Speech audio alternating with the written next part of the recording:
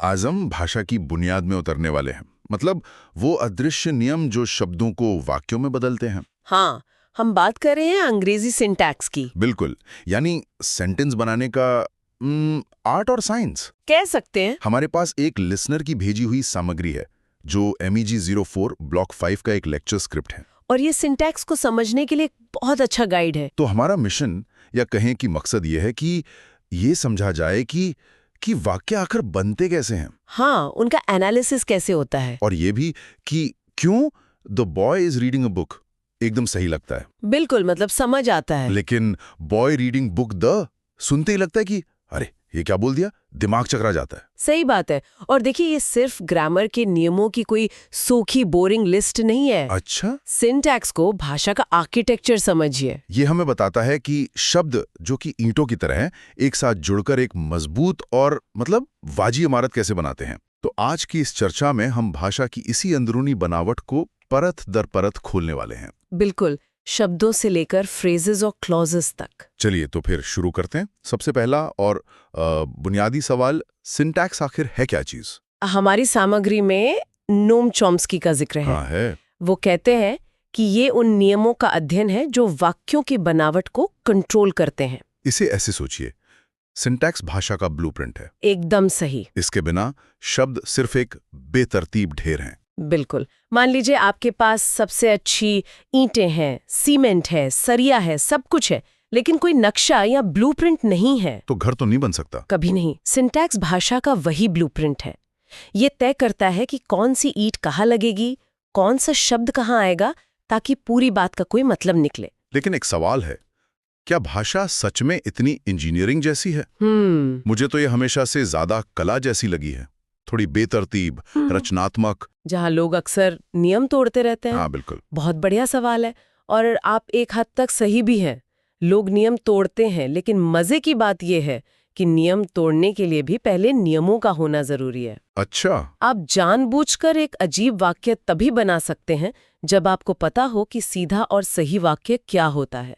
तो सिंटैक्स वो आधारभूत ढांचा है जिसके ऊपर हम अपनी रचनात्मकता की इमारत खड़ी करते हैं। एग्जैक्टली, ठीक है, ये बात समझ आई। तो इस ढांचे को समझना शुरू कहाँ से करें? सामग्री में कॉन्स्टिट्यूएंट्स नाम की एक चीज का जिक्र है, ये क्या है? कॉन्स्टिट्यूएंट का मतलब है हिस्सा या टुकड़ा। ओके। जब हम कोई वाक्य पढ़ते हैं, जैसे the old man red a newspaper, तो हमारा दिमाग हर शब्द को अलग अलग प्रोसेस नहीं करता। नहीं, वो इसे नेचुरली टुकड़ों में तोड़ता है। जैसे द ओल्ड मैन एक टुकड़ा है, हाँ। और रेड अ न्यूज़पेपर दूसरा। इन्हीं मतलब वाले टुकड़ों को लिंग्विस्ट मतलब भाषा के वैज्ञानिक कॉन्स्टिट्यूएंट्स कहते हैं। अच्छा, तो हमारा दिमाग ये ग्रुपिंग खुद ब खुद कर रहा है। बिल्कुल। लेकिन हम ये पक्के तौर पे कैसे जान सकते हैं कि शब्दों का कौन सा ग्रुप एक मजबूत कंस्टिट्यूएंट है और कौन सा नहीं? इसके लिए भाषाविदों के पास कुछ जासूसी तरीके हैं, कुछ टेस्ट्स हैं। अच्छा। पहला कहलाता है सब्स्टिट्यूशन, जिसका सीधा सा मतलब है अदला बदली का टेस्ट। अदला बदली? हाँ, क्या हम उस पूरा हिस्से को हटाकर उसकी जगह ये, वो, उसने या ही, शी, इट जैसा कोई एक शब्द रख सकते हैं? दिखाइए कैसे। उसी वाक्य को लेते हैं, the old man red a newspaper.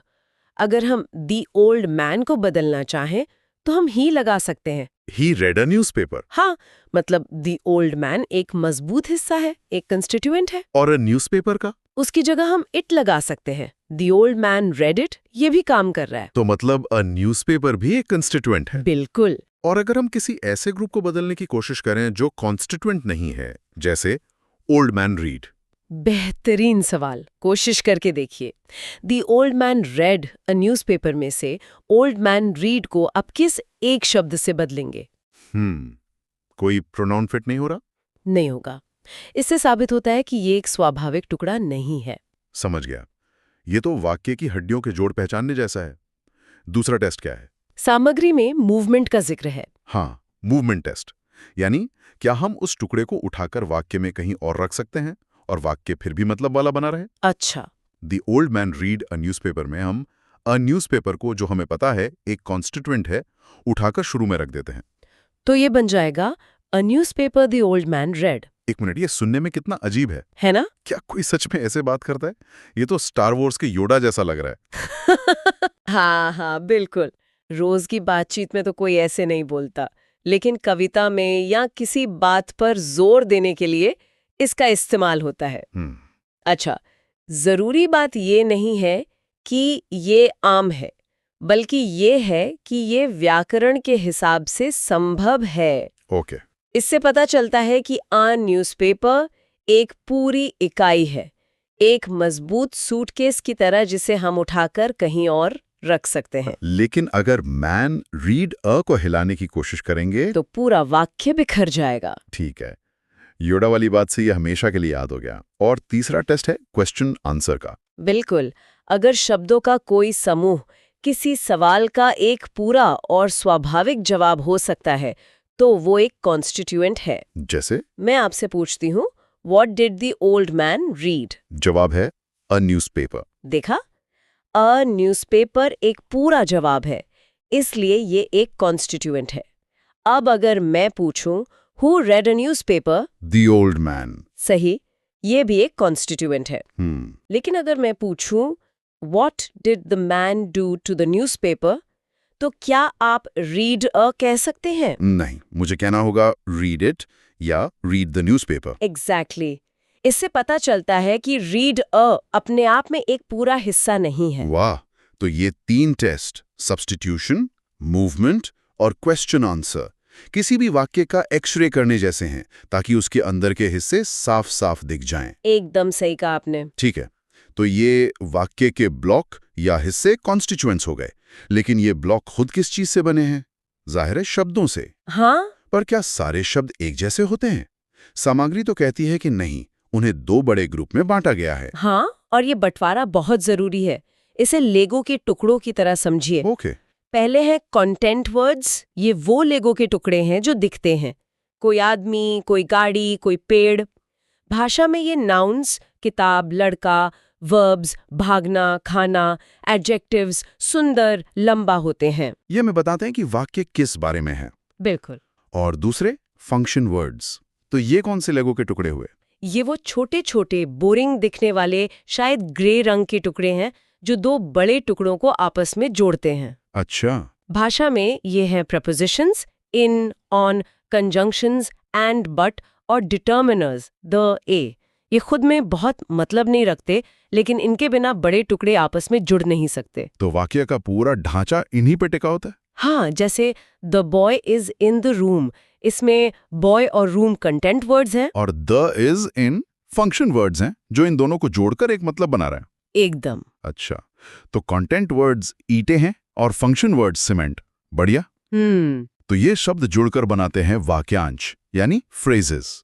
सामग्री में 5 तरह के फ्रेजेस बताए गए हैं: noun phrase, verb phrase, adjective phrase वगैरह। हाँ, इन्हें ऐसे अलग अलग बक्सों में डालने का असल फायदा क्या है?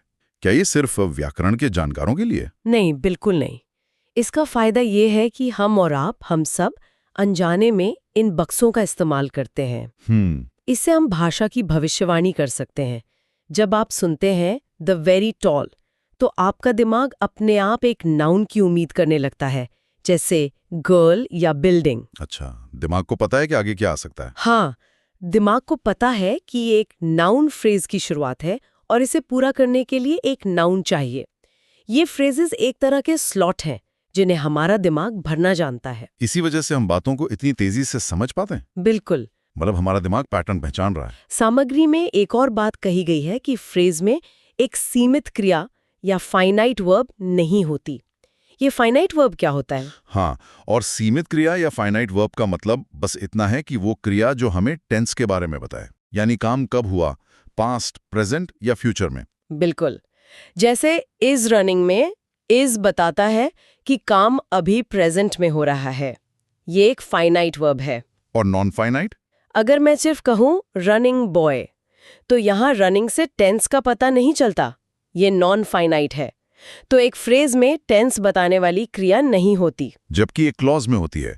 यही मुख्य फर्क है। एकदम। बहुत साफ तरीके से समझाया। और फिर सामग्री में एक फॉर्मूला आता है जो देखने में गणित जैसा लगता है। S = NP + VP।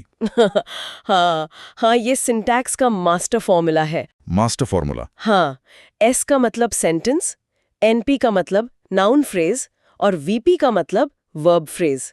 ये चॉम्स्की का फ्रेज स्ट्रक्चर रूल है और ये कहता है कि एक सबसे साधारण अंग्रेजी वाक्य बनाने के लिए आपको बस एक नाउन फ्रेज और एक वर्ब फ्रेज चाहिए। जैसे the boy NP is running VP. बस इस एक छोटे से नियम से आप अनगिनत वाक्य बना सकते हैं। ये भाषा की रेसिपी की पहली और सबसे जरूरी लाइन है। ठीक है, तो अब तक हमने शब्दों, वाक्यांशों और वाक्यों की बनावट को समझा, लेकिन अब जो कॉन्सेप्ट आ रहा है सामग्री के हिसाब से, उसने भाषा विज्ञान को देखने का नजरिया ही बदल दिया। आप बात कर रहे हैं ट्रांसफॉर्मेशनल ग्रामर की? हाँ, ट्रांसफॉर्मेशनल ग्रामर। बिल्कुल, ये नॉम चॉम्स्की का सबसे बड़ा और सबसे क्रांतिकारी आइडिया माना जाता है। अच्छा? इसका मूल विचार ये है कि हर वाक्य के दो स्तर होते हैं। एक है डीप स्ट्रक्चर, ये वाक्य का मूल छिपा हुआ अर्थ है। ये हमारे दिमाग में मौजूद एक अमूर्त विचार है। हाँ, और दूसरा है सरफेस स्ट्रक्चर। ये वो रूप है जिसमें हम वाक्य को बोलते या लिखते हैं। तो डीप स्ट्रक्चर है क्या कहना है, और सरफेस स्ट्रक्चर है कैसे कहना है। एकदम सही। और जादू यहाँ होता है, एक ही डीप स्ट्रक्चर से कई अलग अलग सरफेस स्ट्रक्चर बन सकते हैं। मतलब एक ही विचार कई रूप। हाँ, भाषा हमें कुछ नियमों, जिन्हें ट्रांसफॉर्मेशंस कहते हैं, का इस्तेमाल करके ऐसा करने की आजादी देती है। इसे एक उदाहरण से समझते हैं। मान लीजिए मेरे दिमाग में एक विचार है, एक डीप स्ट्रक्चर, मुझे प्यास लगी है। बढ़िया। अब इसके सरफेस स्ट्रक्चर देखिए। आप कह सकते हैं एक सीधा बयान, मुझे प्यास लगी है। ठीक है। या एक सवाल, क्या मुझे पानी मिल सकता है? या एक आदेश, मुझे एक गिलास पानी दो। बिल्कुल। या एक ज्यादा नाटकीय बयान, पानी न मिलने से मेरा गला सूखा जा रहा है। इन सब का डीप स्ट्रक्चर यानी मूल विचार एक ही है, पानी की जरूरत, लेकिन उसे 4 अलग अलग तरीकों से पेश किया गया। यही ट्रांसफॉर्मेशन का जादू है। वाह, मतलब एक ही बात को कहने के इतने सारे तरीके और सबके पीछे एक छिपा हुआ मतलब गणित जैसा नियम है। ये तो कमाल है। बिल्कुल। सामग्री में एक और अच्छा उदाहरण है। मान लीजिए डीप स्ट्रक्चर है, ही इज ईटिंग फूड। ठीक है, एक सीधा सकारात्मक कथन। अब इस पे ट्रांसफॉर्मेशनल नियम लागू करते हैं। नेगेटिव ट्रांसफॉर्मेशनल का नियम कहता है कि हेल्पिंग वर्ब के बाद नॉट लगाओ, तो वाक्य बन जाता है he is not eating food. हाँ, फिर इंटरोगेटिव ट्रांसफॉर्मेशन का नियम कहता है कि हेल्पिंग वर्ब को उठाकर सब्जेक्ट से पहले ले आओ। Is he eating food? Right. और पैसिव ट्रांसफॉर्मेशन का नियम थोड़ा और जटिल है। ऑब्जेक्ट को सब्जेक्ट की जगह लाओ, वर्ब का फॉर्म बदलो और पुराने सब्जेक्ट को बाय के साथ आखिर में रखो। Food is being eaten by him. देखिए, तीनों वाक्यों का कोर मीनिंग यानी डीप स्ट्रक्चर एक ही है, लेकिन उनके सरफेस स्ट्रक्चर और इस्तेमाल बिल्कुल अलग अलग हैं। ये भाषा के लचीलेपन और हमारी रचनात्मकता को दिखाता है। सही बात है। हम सिर्फ नियमों से बंधे नहीं हैं, हम नियमों का इस्तेमाल करके मतलब को तोड़ मरोड़ कर पेश कर सकते हैं। बिल्कुल। यह सिर्फ सही और गलत का खेल नहीं है, ये विविधता और अभिव्यक्ति का भी विज्ञान है। और आखिर में इस सारी बनावट, इन सभी ढांचों को देखने का एक विजुअल तरीका है, ट्री डायग्राम। हाँ, जिसे हमारी सामग्री में ट्री डायग्राम कहा गया है। हाँ, ट्री डायग्राम।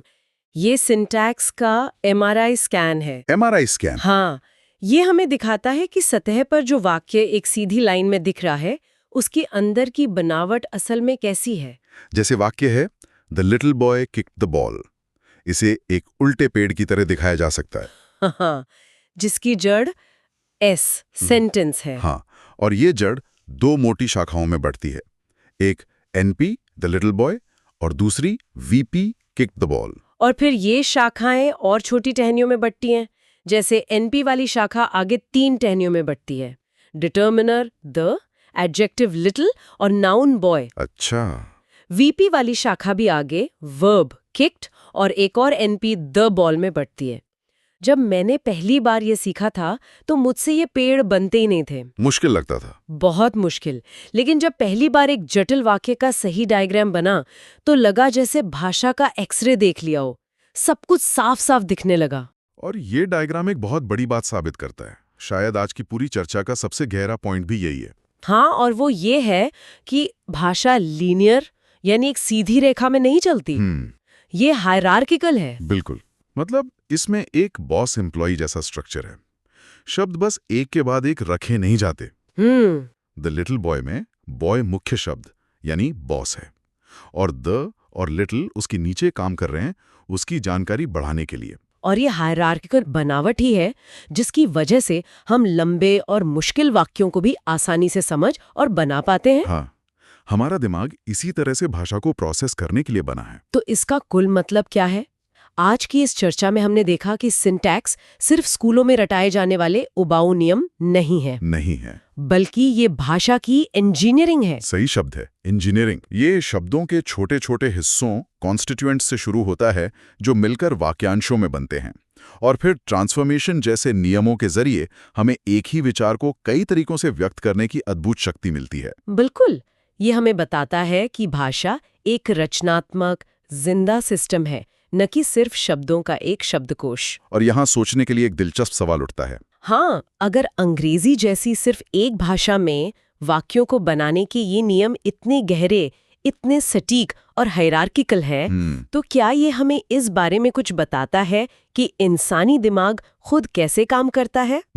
आप यूनिवर्सल ग्रामर की तरफ इशारा कर रही हैं? हाँ। क्या ये नियम सिर्फ अंग्रेजी या कुछ भाषाओं तक ही सीमित है, या ये हमें दुनिया की सभी भाषाओं में मौजूद किसी गहरी सार्वभौमिक संरचना की ओर इशारा करते हैं? चॉम्स्की और कई भाषाविदों का मानना है कि ऐसा ही है, कि हमारे दिमाग में भाषा सीखने का एक यूनिवर्सल ग्रामर का खाका पहले से मौजूद होता है। ये विचार आज भी बहस का एक बड़ा विषय है। बिल्कुल, लेकिन ये सोचने पर मजबूर करता है कि भाषा सिर्फ बातचीत का एक जरिया नहीं, बल्कि शायद इंसानी दिमाग को समझने की एक चाबी भी है।